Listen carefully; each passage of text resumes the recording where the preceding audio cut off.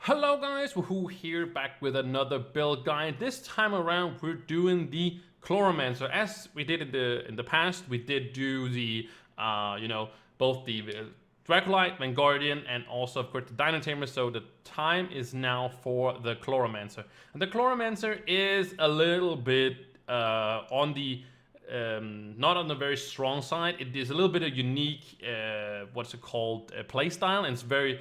There's a lot of people that actually do kind of like it, but it's not in like people's normally like top 3 or 4 or something like that. But and it's kind of awesome what they try to do to bring in a healing class for Trove.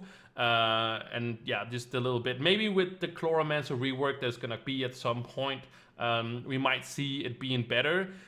So basically, if we're just gonna pull like another rework that was done to the Dracolite, for example, where beforehand there was only like a 40% chance that it would spawn dino babies. Or the small Dracoline thingies, and they changed that to be 100% every time you one of the bombs exploded.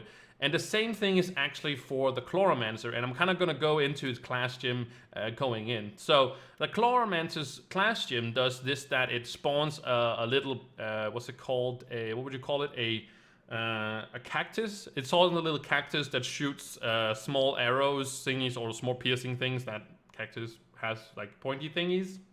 Not sure what, but anyways, it's again also a chance that it's gonna be those, as it says, projectiles of enemies. So basically, it's gonna spawn the leafy laser, or the something called the blooming pollen. Oh no, sorry, spawning these. Sorry, that's what they mean.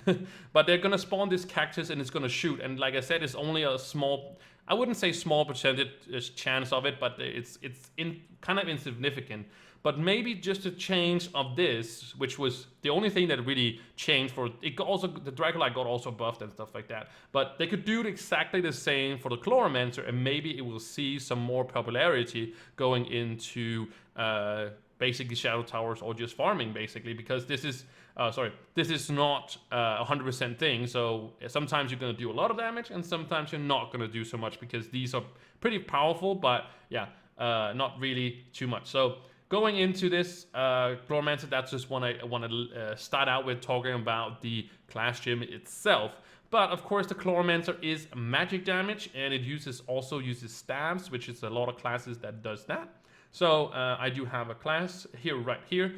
You want to go, of course, for the 100% crit hit. You can see I'm very low on that, but as much critical damage as you usually do. And then you want to go for some attack speed, because the Chloromancer, when it spawns its small baby, I can show you, if you throw down one of these, it spawns up, and the faster that you can shoot, the faster it basically goes. This one, the faster you shoot, see, the faster they spawn. So I think I have to do like this. Oh, you have to shoot it. You have to shoot it. That's right. Yeah, you shoot it and then it explodes, basically. So the faster you shoot, the faster it explodes. And I think the ones that turn around, these ones, as you can see, I think these one also spins on based on your attack speed, but does have a cap on them though. So you want to get with some attack speed, and that's also why I use the Lunar Lancer buff, because when you have the Lunar Lancer buff, you also have the damage reduction, but you also have the attack speed, and it procs pretty often as well. Don't worry about the 750 physical damage. You can, of course, go for something 750 magic damage. It is kind of significant in some ways, but the buff is just so good. And I talked about also this in the other videos, if you looked at those. The Lunar Lancer buff is absolutely amazing when it procs, and also when it just doesn't proc, but when it procs, it's absolutely the best one that's out there. And I'm not gonna go over too much. I talked a lot about it in the other videos and stuff like that. You might have seen those as well. But just get the Lunar Lancer buff. That's all I really can say. I don't think I have to explain it more than that. Just get it.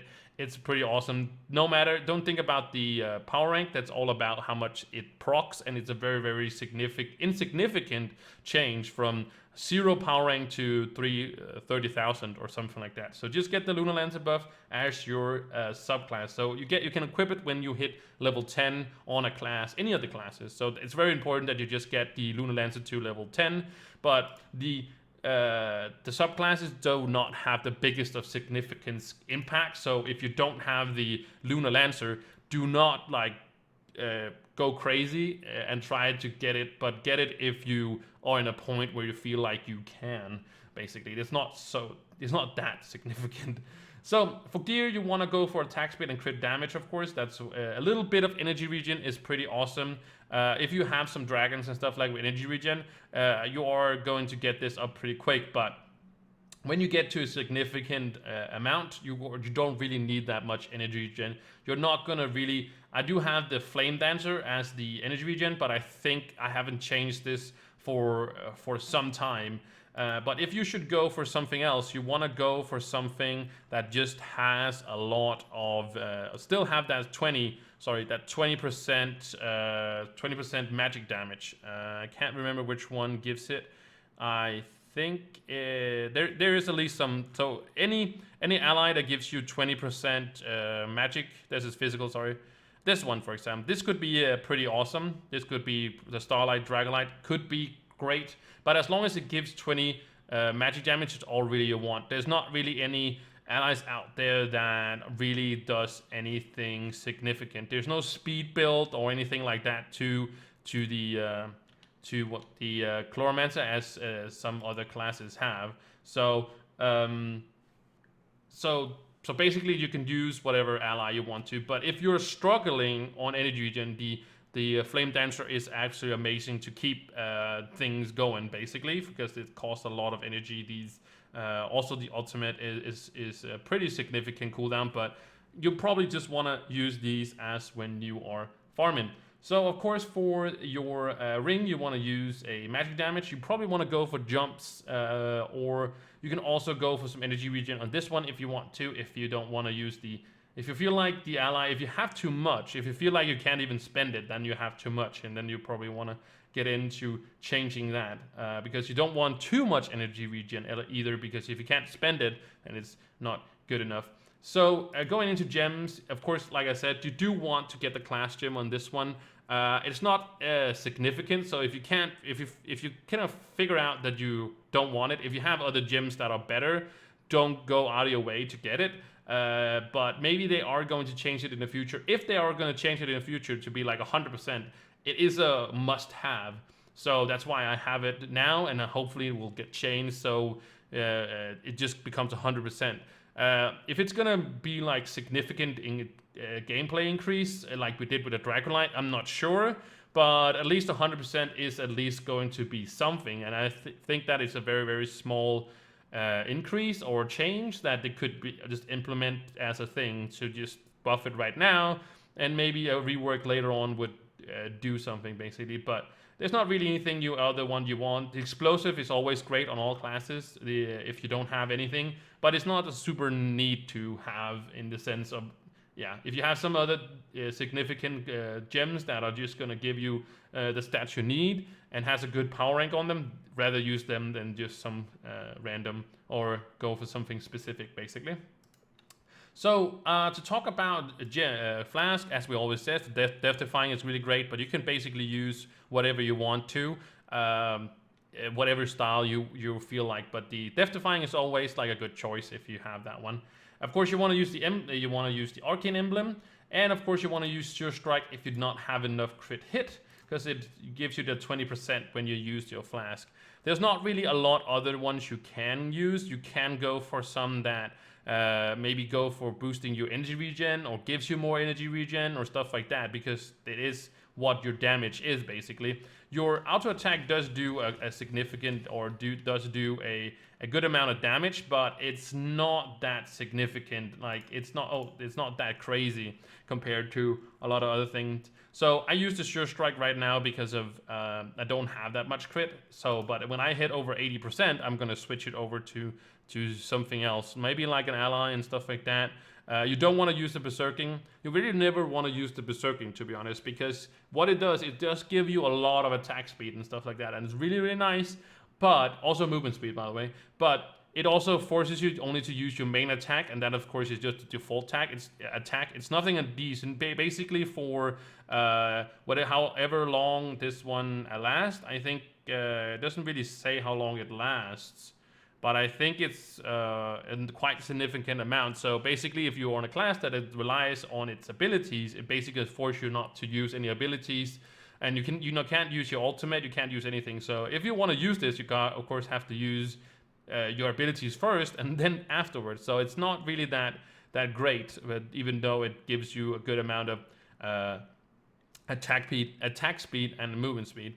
There's also, you can use the Chloromancer emblem that also reduces all your cooldowns and stuff like that if you want to have your ultimate up more, but I'd rather go for some energy regen or something like that, or just, you know, some ally or something like that, or, you know, just sure strike if that's what you're looking for. So there's not a lot more talk about the Chloromancer. It's not the one that sees most play, but it's important that I make a build guide for it anyways, you know, just to people go over it.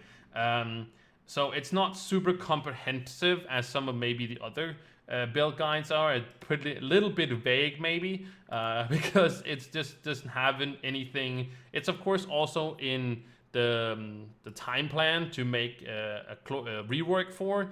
The next one, of course, is the Tomb Raiser. I'm probably also going to talk about that when I get to the Tomb Raiser. But the Chloromancer definitely also needs a rework, or at least a buff.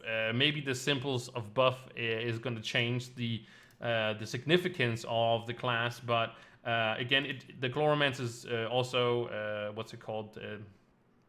Subclass is just 60% to maximum health, which is not really something to go for in Trove. So yeah, it's significant, isn't really that great. So yeah, for sure, you probably just want to go for, like I said, all these other things that I was talking about before. So I think that concludes the Chloromancer. If I missed anything, or if there's like any Chloromancer mains out there or something like that I missed or I was wrong on, maybe that could be. That can happen. It can happen. I'm not an expert on all classes. I'm just like mediocre in some of them maybe. But I think I'm just rambling on now. But again, put it in the comments. That's what I'm saying. Put it in the comments, and you guys can check that out as well if you are looking. And then maybe there's some helpful comments down there that's something I missed or anything like that. I do want to thank you so much for watching this build guide. If you liked it, make sure you guys like and subscribe, and I will see you in the next one. Bye!